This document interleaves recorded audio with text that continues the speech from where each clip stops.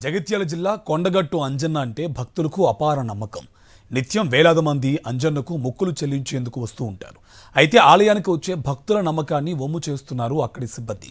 పుణ్యం ఊరికే రాదు, అన్నిటికీ టికెట్లు కొన్నా మాకు ఇవ్వాల్సింది ఇస్తేనే ప్రసాదం ఇస్తామంటున్నారు. తీర్థం ఇవ్వాలన్నా డబ్బులు తీసుకుంటున్నారు. మొత్తంగా అంజన్న కోసం వచ్చే భక్తుల్ని ఆలయ సిబ్బంది నిలువు దోపిడీ చేస్తున్నారు.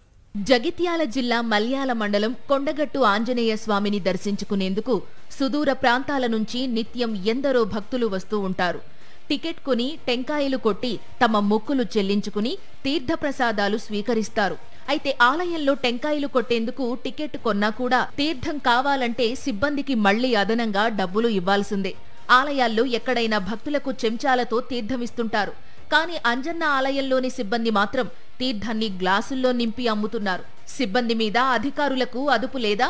వారికి తెలిసే సిబ్బంది తీర్థంతో వ్యాపారం చేస్తున్నారా అనే ప్రశ్నలు వినిపిస్తున్నాయి. ఆలయంలో కొబ్బరికాయ కొట్టేందుకు టికెట్ తీసుకోవాల్సిందే. టికెట్ తీసుకున్నా కూడా సిబ్బందికి 20 రూపాయలు ఇవ్వనిదే టెంకాయ పగలదు. తీర్థం కావాలంటే ఉచితంగా ఇవ్వరు. గ్లాసు 20 రూపాయలు ఇచ్చి కొనుక్కోవాల్సిందే.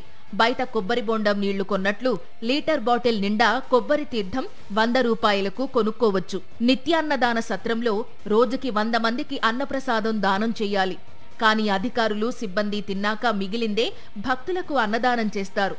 కళ్యాణకట్ట దగ్గర తలనీలాలు సమర్పించేందుకు టికెట్ తీసుకున్నా అదనంగా డబ్బు చెల్లించాల్సిందే. ఆలయంలో ఏ సేవకైనా నిర్దిష్టమైన ధర ఉంది. అందుకోసం టికెట్లు కొన్నా సిబ్బంది మాత్రం మీకు పూజలు చేస్తే మాకేంటి అంటూ భక్తులను పిండేస్తున్నారు. అంతేకాదు, ఆలయంలో జరిగే పనులకు సంబంధించిన కాంట్రాక్టులు కూడా ప్రభుత్వం నుంచి జీతం తీసుకునే ఉద్యోగులే బినామీ పేర్లతో దక్కించుకుంటున్నారనే ఆరోపణలు గట్టిగా వినిపిస్తున్నాయి.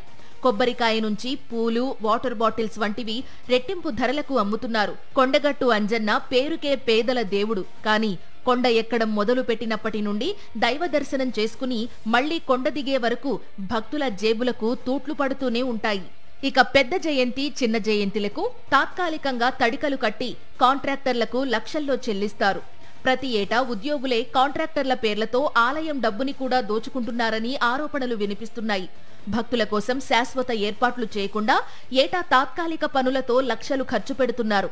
మొత్తంగా దైవ దర్శనానికి వెళ్లే భక్తుల్ని ఆలయ సిబ్బందే నిలువు దోపిడీ చేస్తున్నా అధికారులు మాత్రం పట్టించుకోవడం లేదు.